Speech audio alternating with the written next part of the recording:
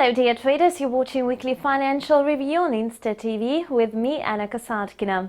The US stock indices ended last week higher as they drew support from investors' worries over the upcoming Fed's meeting.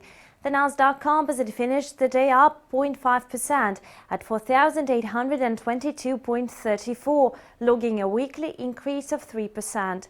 Meanwhile, the Dow Jones Industrial Average grew 0.6% to close at 16,432.89. At the end of the week, the index rose 2%. 25 components of the index closed in green area. The S&P 500 index gained 0.5% to 1,961.01.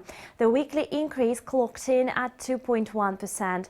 The technology and healthcare sectors rose the most, while the energy sector topped the decliner list. The VIX index, measuring implied volatility on the S&P 500, jumped 120% over the week, which is the record growth since 2003.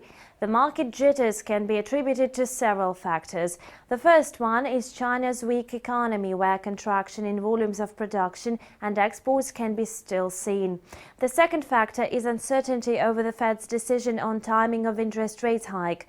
Besides, the US producer prices remained unchanged last month, while the economists predicted a 0.2% drop. At the same time, the Michigan Consumer Sentiment Index fell to 85.7 points in August, the lowest reading since September of 2014.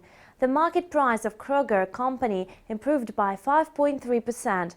The retailer showed the best results in the S&P 500 index. The growth was fueled by the reports on companies' profits in the second quarter.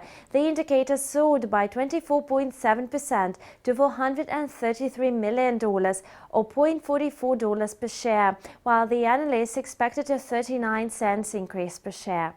The Marvell Technology Group, quote, slumped 16.2%. The company announced an internal accounting probe which is applicable to 7–8% of the company's quarterly revenue.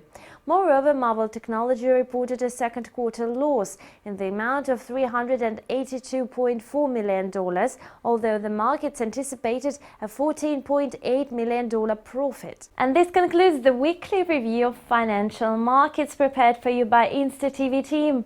Thank you for watching and goodbye.